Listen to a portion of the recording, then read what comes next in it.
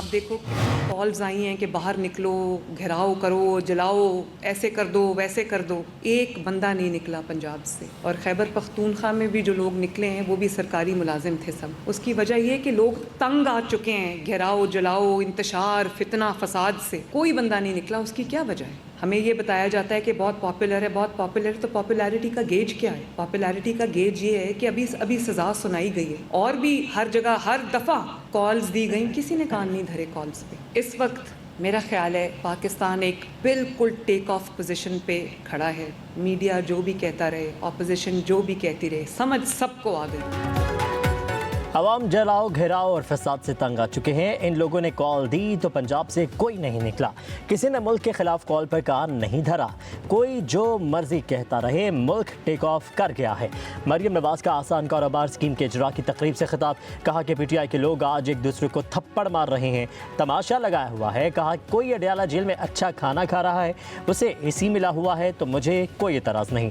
मुखालिफी मेरे और मेरी फैमिली के साथ जो किया अल्लाह पर छोड़ती हूँ। हालात ने ऐसा पलटा खाया कि वो शख्स अब मेरे पास अडयाला जेल में कैद है। मरियम नवाज ने कहा कि माह रमज़ान में 35 लाख लोगों को 10,000 रुपये मिलेंगे। रमज़ान में मुफ्त प्लॉट्स की तकसीम भी ला रहे हैं।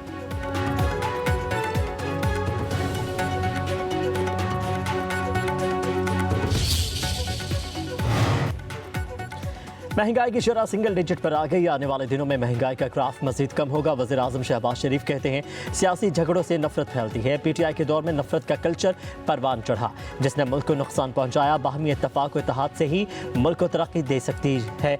मईशत की बेहतरी के लिए दिन रात मेहनत की, अभी मजीद मेहनत दरकार है। तमाम स्टेक होल्डर्स को खलूस से नीयत से काम करना होगा।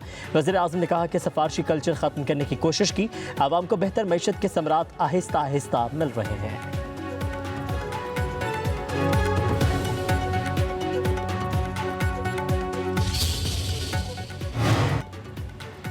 करप्शन, मुआशी तबाही, महंगाई और बदतमीज़ी, तब्दीली की सौगातें इक़्तिदार तबाह कर दी गई।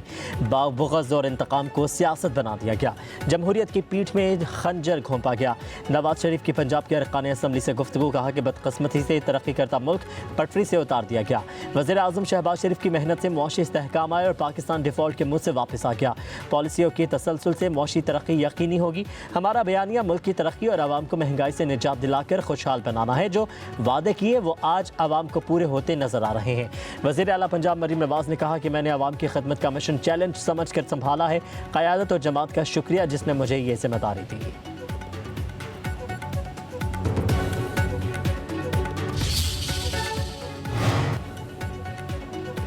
पाकिस्तान तहरीक इंसाफ ने अदलिया से 26वीं आईनी तरमीम के खिलाफ केस जल्द सुनने का मुतालबा कर दिया। बैरिस्टर गौहर की पार्टी रहनुमाओं के साथ प्रेस कॉन्फ्रेंस। कहा कि जाली मैंडेट से बनी हुकूमत ने 26वीं तरमीम पास करवाई। हमारे मैंडेट का तहफ़्फ़ुज़ इलेक्शन कमीशन की आईनी जिम्मेदारी थी। हम मैंडेट वापस लेने का हक रखते हैं। कहा कि हम मुज़ाकरात के लिए आगे बढ़ना चाहते थे, हुकूमत ने ही राह फरार इख्तियार की। अभी भी वक्त है, दानिशमंदाना फैसले करें। फ़ौज और अवाम में खलीज पैदा नहीं होनी चाहिए। बानी ने साबिक वज़ीर आज़म की हैसियत से आर्मी चीफ को खत लिखा।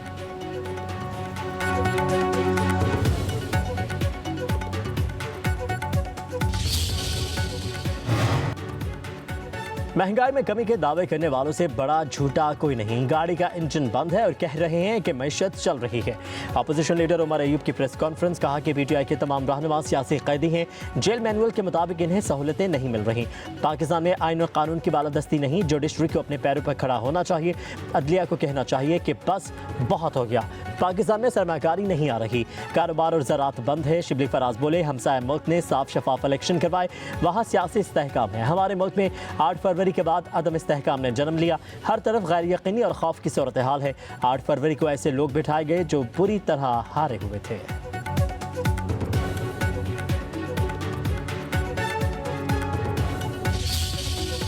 हमारा अमन एक है, हमारी मईशत एक है, हमारी इज्जत व आबरू एक है। हमें इस बात का इदराक होना चाहिए कि इस वक्त 2 सूबों में हुकूमत का कोई रिट मौजूद नहीं।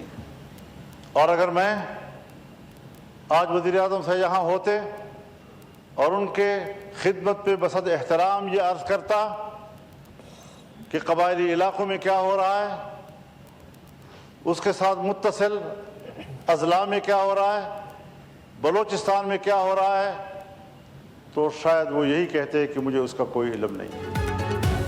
आम आदमी के पास रोज़गार है, ना ही उसे तहफ़्फ़ुज़ हासिल है। खैबर पख्तूनख्वा और बलोचिस्तान की सूरत हाल किसी से भी पोशीदा नहीं। मौलाना फजलुर रहमान का कौमी असम्बली में इज़हार ख्याल, कहा कि मुल्क की सालमियत की पॉलिसी ऐवान और हुकूमती हलकों में नहीं बनाई जा रही। 2 सूबों में हुकूमत की रिट ही नहीं है, मावराए आइन पॉलिसियाँ बनाई जा रही हैं। हुक्मरान मुल्क की मामलात से बेखबर हैं। ऐवान का मुश्किल मरहला डिप्टी स्पीकर के हवाले कर दिया जाता है।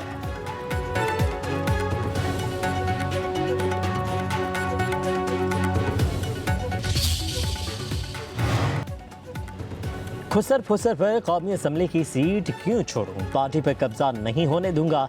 जिसकी नशिस्त है वो बुलाएगा, मुझे सुनेगा और कहेगा, तभी मैं छोड़ूंगा। पीटीआई से निकाले जाने वाले शेर अफजल मरवत डट गए। कहते हैं, एक मेंबर ने आगाह किया कि बानी ने मुझे बुलाया है, जैसे मुझे निकाला गया उस तरह निकाले जाने के बाद पीटीआई में किसी का भी मुस्तकबिल महफूज नहीं। पार्टी से निकालने के लिए कोई जवाब तो होना चाहिए। शेर अफजल मरवत ने कहा कि गुलाम तो हम हैं ही नहीं, आवाज़ तो उठाएंगे। एक ग्रुप पार्टी पर कब्जा करने के दर पर है। जब तक जिंदा हूँ कब्जा ग्रुप के ख्वाब चकनाचूर करूंगा।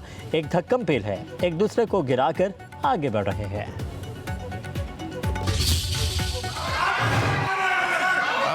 नहीं कर इस तरह नहीं होगा। नहीं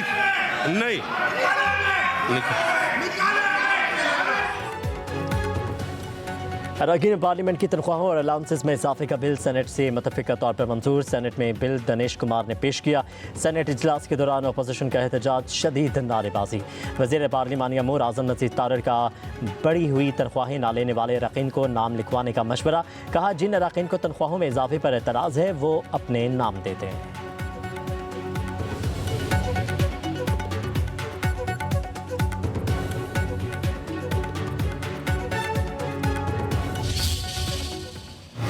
सेवण में एक हादसा हुआ। पंजाब हुकूमत के इत्तलात महकमे ने और उनकी वज़ीर साहिबा ने उस पर भी सियासत करने की कोशिश की। चाहे उनकी चीफ मिनिस्टर साहिबा हों या पंजाब हुकूमत की इंफॉर्मेशन मिनिस्टर साहिबा हों, जो भी स्टेटमेंट देते हैं वो बग़ैर किसी तैयारी के देते हैं। उनकी वज़ीर इत्तलात साहिबा ने फरमाया, पीपल्स पार्टी ये रोड बना नहीं सकी। सेवण वाले जिस रोड पे रोज़ाना कीमती जाने जाती हैं वो NHA को रोड बनाना है, क्योंकि फेडरल गवर्नमेंट का रोड है। पंजाब की इंफॉर्मेशन मिनिस्टर साहिबा जब 16 अंगेज बयान देती हैं, सोच लें कि जवाब भी आएगा। हम सिर्फ आपको सच बताएंगे।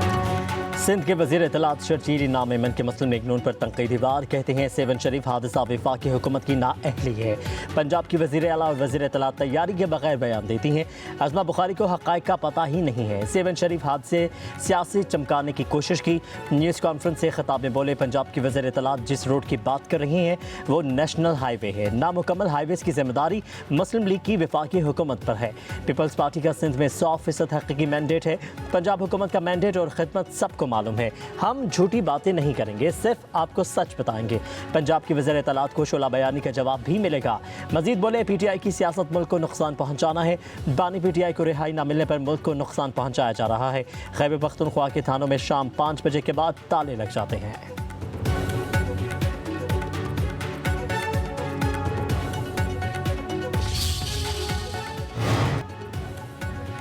आईना उनको दिखाया तो बुरा मान गए। सूबाइयत कार्ड खेलना आपकी पुरानी आदत है। वज़ीर इत्तलात पंजाब अज़मा बुखारी का शर्जील मेमन की प्रेस कॉन्फ्रेंस पर रद्द-ए-अमल।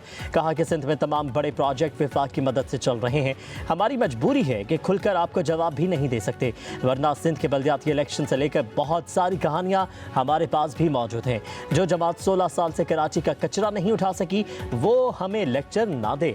अगर आपको कभी सफाई और खूबसूरत सड़कें देखने का शौक़ हो तो लाहौर लाजमी चक्कर लगाएं। मुसलसल शोला अंगेजी आप और आपके लोग दे रहे हैं। हमें तो कभी कभी जवाब देना पड़ जाता है तो आप खफा हो जाते हैं। क्या हर मामले में चचा भतीजी का जिक्र करना सियासत नहीं?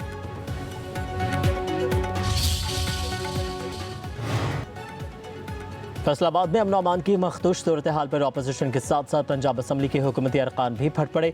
जाफर अली होचा ने कहा कि जिस तरह फैसलाबाद में पुलिस एहलकारों को कत्ल किया जा रहा है, जल्द ही फैसलाबाद भी कच्चे का इलाका बन जाएगा।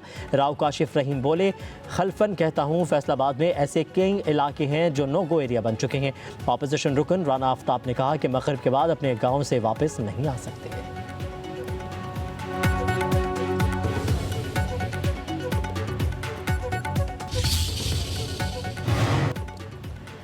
वज़ीर आज़म से आलमी बैंक के एग्जीक्यूटिव डायरेक्टर्स के वफ्द की मुलाकात। शहबाज शरीफ का वफ्द की पाकिस्तान आमद पर खैर मकदम। कहा कि आलमी बैंक और पाकिस्तान की शराकतदारी गुज़श्ता 7 दहाइयों पर मुहित है। पाकिस्तान ने आलमी बैंक के साथ शराकतदारी से इस्तिफ़ादा हासिल किया। आलमी बैंक के हालिया कंट्री पार्टनरशिप फ्रेमवर्क के तहत पाकिस्तान में $40 अरब की सरमाकारी होगी, जो खुशाइंद है। $20 अरब से पाकिस्तान में सेहत, तालीम, तरक्की, नौजवान आने और दीगर समाजी शोबों में मुख्तलिफ मनसूबों से तरक्की का नया बाब खुलेगा। पाकिस्तान के निजी शोबे में $20 अरब की सरमाकारी से मुल्क की मैशत का पहिया तेज़ी से घूमेगा। पाकिस्तान का इदारा जाती और मुआशी इस्लाहात का प्रोग्राम तेज़ी से जारी है। मुल्क की मैशत सही समत और तरक्की की जानिब गामज़न है।